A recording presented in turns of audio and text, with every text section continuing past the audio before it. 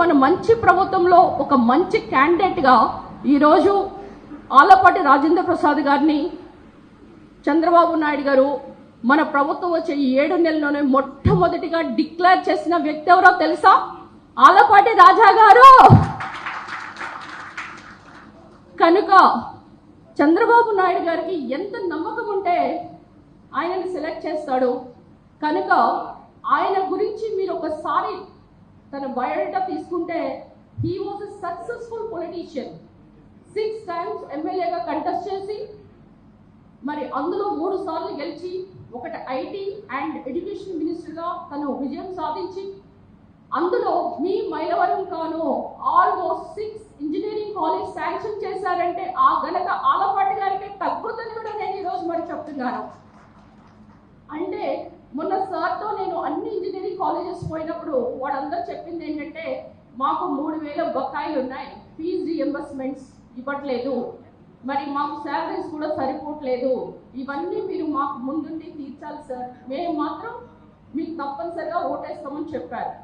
మరి స్కూల్స్కి వెళ్తే స్కూల్స్లో కూడా చాలా మంది కొన్ని ప్రాబ్లమ్స్ ఫేస్ చేస్తున్నారు. ఇప్పుడు అసెంబ్లీలో ఇందాక మన ఎమ్మెల్యే గారు చెప్పినట్లు మేమందరం ఒక బిల్లు పెడితే దాని గురించి డిస్కస్ చేసేవాళ్ళం.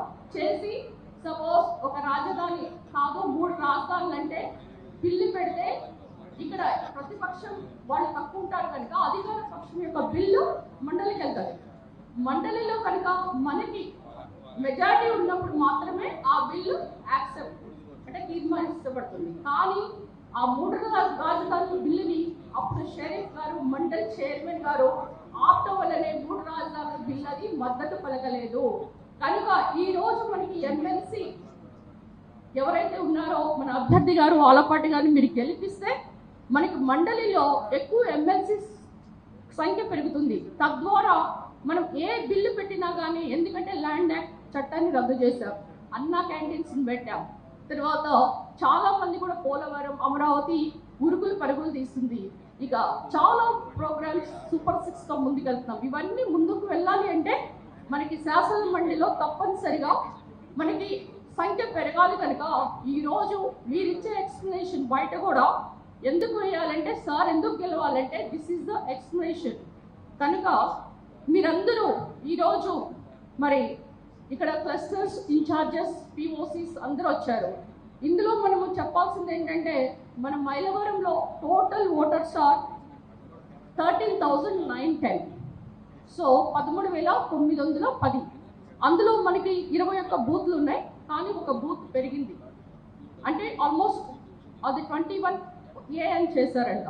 So 22 booths.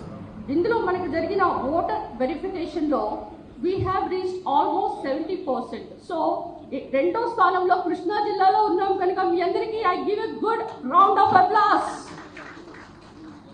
మరి ఇందులో డోర్ టు డోర్ క్యాంపెయిన్ మనం 50% చేసాం. ఎందుకంటే దాంట్లో ప్రాబ్లం ఎక్కడ వచ్చిందంటే టెలిగ్రామ్ బాట్లో అది క్లోజ్ అవటం వల్ల యాప్ మనం ఎంటర్ చేయలేకపోయాం.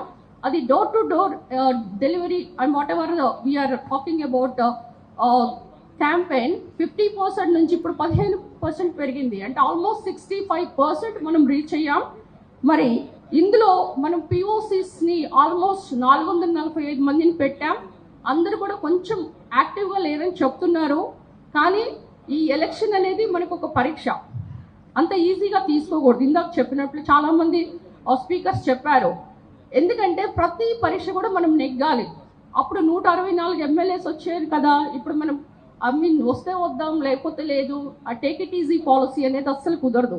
ఎందుకంటే మనం ఎప్పుడైనా కానీ ఒక ఎగ్జామ్ ఫేస్ చేసినప్పుడు మనం ఎప్పుడు కూడా గోల్డ్ మెడల్ కొట్టే విధంగానే ఉండాలి. కనుక ఈరోజు మీరందరూ కూడా అవుట్ ఆఫ్ స్టేషన్లో ఎవరున్నారో 25 to 30% పీపుల్ ఉన్నారని చెప్తున్నారు.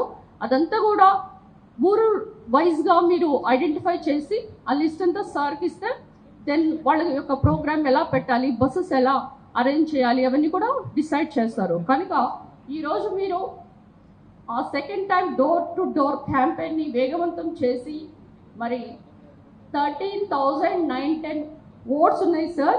డెఫినెట్లీ ఇక్కడ క్యాడర్ ఈజ్ వెరీ యాక్టివ్. ఇక్కడ ఎమ్మెల్యే టికెట్ కానీ ఏదన్నా సీట్ తెచ్చుకోవటమే ఆలస్యం, కానీ వీళ్ళందరూ గెలిపించేస్తారు. ఎందుకంటే అంత గట్టిగా పనిచేస్తున్నారు వీళ్ళందరూ. సో చాలా హార్డ్ వర్కర్స్ అండ్ వాళ్ళ ప్లాన్ వాళ్ళకు ఉంది. అందరు కూడా 30 మెంబర్స్ ఎవరైతే ఉన్నారో పిఓసిస్ వాళ్ళందరూ కూడా వాళ్ళ యొక్క ఓటర్స్ని వాళ్ళ క్యాస్ట్ వైజ్ వాళ్ళ ఫోన్ నెంబర్ డోర్ నెంబర్తో సహా ఐడెంటిఫై చేసి వాళ్ళు రాయటం జరిగింది. కనుక మీరందరూ కూడా తప్పనిసరిగా ఈ యొక్క ఫిబ్రవరి 26 శివరాత్రి కనుక అందరూ జాగారం చేసి పడుకున్నారని చెప్పకుండా వాళ్ళని లేపి తెచ్చే బాధ్యత మీదే. ఎందుకంటే తప్పనిసరిగా మరి ఓటు వేయించుకోవాలి కనుక అదొక అడ్వాంటేజ్. అండ్ అంతేకాకుండా బయట అవుట్ ఆఫ్ స్టేషన్ ఉన్న వాళ్ళు కూడా శివరాత్రి మన ఇంటికి రేమని చెప్పండి.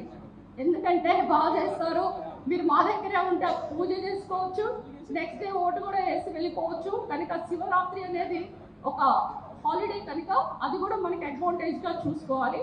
కనుక ఈరోజు మరి నాకు ఇంత మంచి అవకాశం ఇచ్చి ఈరోజు మరి ఈ ఆలపాటి రాజా గారు స్వయంగా మిమ్మల్ని ఉద్దేశించి మరి మిమ్మల్ని కలవటానికి, అంటే తను రాకపోయినా మీరు గెలిపిస్తారు, బట్ తన రెస్పాన్సిబిలిటీ ఈరోజు వచ్చి మాట్లాడటం.